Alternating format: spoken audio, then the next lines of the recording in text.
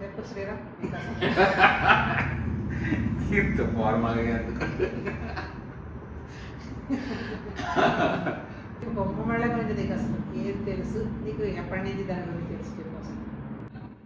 ఎప్పటి నుంచి అంటే ఫస్ట్ అప్పట్లో 2012 13లో ఫస్ట్ లాస్ట్ బొమ్మవాడే 2013 ఆ టైంలో ఫస్ట్ న్యూస్లో చూడడం గుర్తు. అప్పటికైతే ఇంతమంది బోల్డ్ మంది జనాలు వస్తారు అంటే పుష్కరాల్లాగా అనుకున్నాను అప్పుడు. బోల్డ్ మంది జనాలు వస్తారు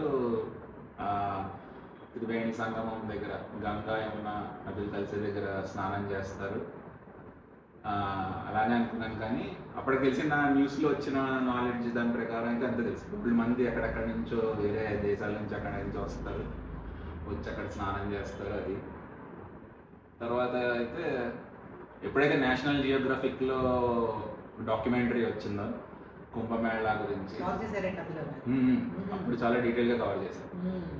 ఆ డాక్యుమెంటరీలోనే వాళ్ళు మొత్తం ఆ లైవ్ కుంభమేళాలోకి వెళ్ళి తీశారు. అప్పుడే ఫస్ట్ ఇలా నాగసాధువులు వస్తారు, అఘోరాలు వస్తారు, ఎక్కడెక్కడి నుంచో వాళ్ళందరినీ కవర్ చేశారు అప్పుడు.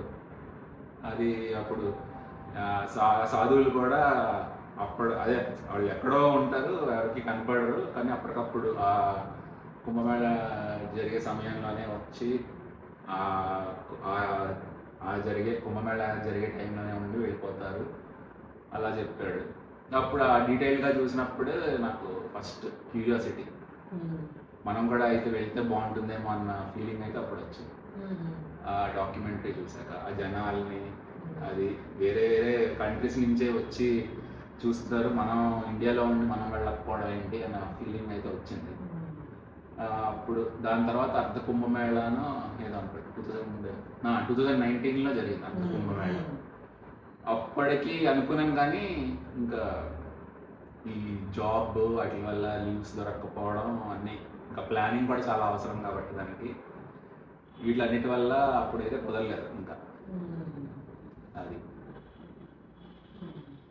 మరి ఇప్పుడు ఈసారి వెళ్ళాలి అని అంత స్ట్రాంగ్ ఎలా ఫిక్స్ అవ్వగలిగాం? ఈసారి అయితే అప్పటి నుంచి నాకు మైండ్లో నడుస్తుంది, నెక్స్ట్ దానికైతే ఎలాగైనా వెళ్ళాలి వెళ్ళాలి అని అయితే స్ట్రాంగ్ అయితే ఉంది.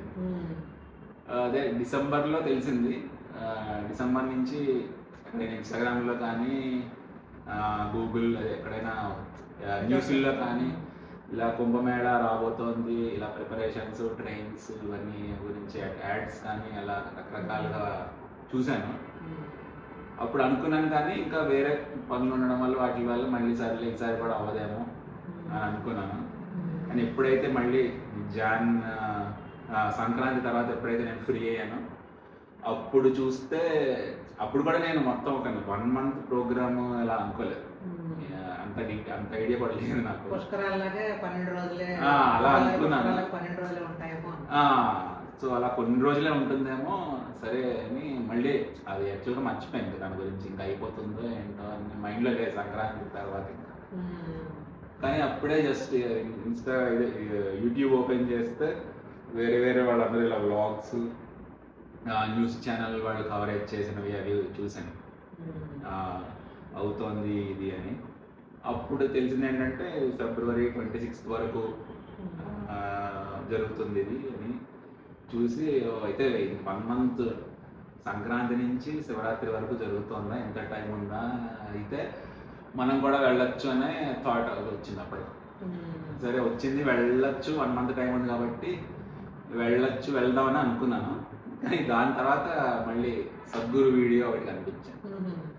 ఆ వీడియోలో చివరికి సద్గురు ఏం చెప్తారంటే, మీరు అసలు భారత్లో పుట్టి మీరు ఇలాంటి రేర్ కుంభమేళా వెళ్ళకపోతే ఇంకా ఇంకా వేస్ట్ అన్నట్టుగా, వేస్ట్ అని కాదు కానీ ఇంకో ఇలా చెప్పారు. కానీ దాని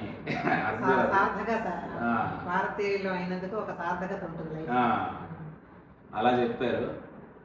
ఇంకా అలా వీడియోస్ చూస్తుండగా తెలిసింది ఏంటంటే 144 years ఒకసారి వచ్చేది, ఇప్పుడు 2025లో వస్తుంది. దీని తర్వాత మళ్ళీ నెక్స్ట్ వచ్చేది 2169 yearలో వస్తుంది. ఆ ఇయర్ అప్పటికి ఇంకెలాగో చూసేదే, లైఫ్లో చూసేది ఒకటే, ఇవన్నీ తలుచుకుని ఇంకా రేరెస్ట్ ఆఫ్ ద రేర్ కాబట్టి ఎలా అయినా వెళ్ళాలి అని అప్పటికప్పుడు ఉన్న బట్టలతో వెళ్ళిపోవాలి అన్న ఇదైతే వచ్చింది మోటివేషన్. ఇంకా ట్రైన్ టికెట్ లేకపోయినా ఏం లేకపోయినా ఉన్న బలంగా ఇలా నడుచుకుని పరిగెత్తుకుని సైకిల్ అయితే సైకిల్ ఏదో ఒక ఎక్కి వెళ్ళిపోవాలి అన్న ఫీలింగ్ అయితే వచ్చింది. అదే ఇప్పుడు ఈ సందర్భం అందరూ చూసి అందరూ పెంచేశారు. ఫ్లైట్ టికెట్స్ ఏమో 20,000, ట్రైన్ టికెట్స్ ఎలాగో ఉన్నా దొరకలేదు. బస్ చూస్తే బస్ కూడా పెంచేశారు బాగా, 5,000 అలా 6,000 అలా. అందులో మళ్ళీ స్పెషల్ షాహీ స్నాన్ అని స్పెషల్ ఉన్నాయి, ఆస్పిషియస్ డేస్ అన్నమాట. అదేమో సంక్రాంతి రోజు జనవరి 29th ఏమో మౌని అమావాస్య. తర్వాత ఫెబ్ 3rd ఏమో వసంత పంచమి, ఫెబ్ 4th రథ సప్తమి, తర్వాత ఫెబ్ 26th శివరాత్రి. ఇది చాలా ఈ రోజుల్లో కనుక చేస్తే ఇంకా చాలా పవర్ఫుల్ అని చెప్పి కూడా చెప్పారు. అయితే ఈ డేట్స్లో ఇంకా ఏదైనా బస్ టికెట్స్ కానీ, ఇంకా ట్రైన్ టికెట్స్ కానీ, లేకపోతే అక్కడ లోకల్లో స్టేస్, అకామిడేషన్ కానీ అన్నీ డబల్ రేట్లు పెట్టేశారు. అంత స్పెషల్ ఇది ఆస్పీషియస్ చాలా పవర్ఫుల్ అన్నారు కాబట్టి నేను కూడా మరి కొంచెం కష్టమైన రేట్స్ ఎక్కువ ఉన్న ఆ డేట్స్లోనే చేద్దామని ఫిక్స్ అయ్యాను. అయితే ముందు తీసేసుకున్నావు కదా, సండేకి తీసుకున్నది మళ్ళీ ఎందుకు వెళ్తున్నావు, ఎలాగ వెళ్తున్నప్పుడు ఇంపార్టెంట్ డేట్లోనే వెళ్ళాలి కదా అని చెప్పి మళ్ళీ దాన్ని డేట్ చేంజ్ చేసుకుని ఫైనల్గా వెళ్ళబోతున్నానికి చాలా ఎక్సైటింగ్గా ఆ గంగలో గంగలో స్నానం చేస్తున్నట్టు చల్ల నీళ్లు ఎలా తగులుతున్నట్టు అలా అయితే విజువల్స్ వస్తున్నాయి. చూడాలి. అక్కడి నుంచి మరి వీలు బట్టి టైం బట్టి అయోధ్య కూడా వెళ్ళి అది రాముడి దర్శనం కూడా చేసుకుంటే అంతకన్నా ఇంకా బెస్ట్ ట్రిప్ అవుతుంది ఈ ఇయర్కి. 2025 స్టార్టింగ్ నాకు చాలా బాగుంటుంది అని అనిపిస్తుంది. సోలో ట్రావెల్, తిరగడం, జనాల మధ్యలో ఉండడం, జనాల మధ్యలో పడుకోవడం, అక్కడ ఫుడ్ ఆల్రెడీ కొన్ని యూట్యూబ్లో వీడియోస్ చూసాను ఎలా ఉంటుంది ఏంటి అని. మామూలు రోజుల్లోనే జనాలు చాలా లక్షల్లో ఉన్నారు, అందులో ఇప్పుడు ఈ స్పెషల్ డేస్ అంటే ఇంకా దానికి డబల్ ఉంటారన్నారు. అయినా సరే ప్రిపేర్డ్గా ఉన్నాను. అంతమందిని ఒకే దగ్గర చూడటం అన్నది కూడా అలా ఉంటుంది ఏంటి అని ఎక్సైటింగ్గా కూడా ఉంది. యూనివర్సిటీస్ నుంచి కూడా రీసెర్చ్ వస్తున్నట్టు కదా వాళ్ళు కూడా అసలు మన ఇండియన్ గవర్నమెంట్ అది ఎలా మేనేజ్ చేస్తుంది ఏంటి అని చెప్పి వాళ్ళు వచ్చి అక్కడ కుంభమేళాలోనే ఉండి వాళ్ళు కూడా దీని మీద రీసెర్చ్ చేస్తున్నారు, ఎలా ఆర్గనైజ్ చేస్తున్నారు. ఇంత లార్జ్ స్కేల్లో అయినా సరే ఒక్క చిన్న ఇన్సిడెంట్ అయితే అవ్వకుండా అందరూ సేఫ్గా ఉండేలాగా ఎలా నడుస్తుందని వాళ్ళు చూస్తున్నారు. తర్వాత ఇంకోటి ఏంటంటే అది Steve jobs, Apple company Steve jobs wife, ఆవిడ కూడా వచ్చి కుంభమేళాకి వచ్చి ఆవిడ మన న్యూస్లో కూడా వచ్చింది ఏంటంటే ఆవిడకి ఏదో ఒంట్లో బాగాలేదుట, ఇక్కడ స్నానం చేయడం వల్ల ఆవిడకి నయమైందని చెప్పారు.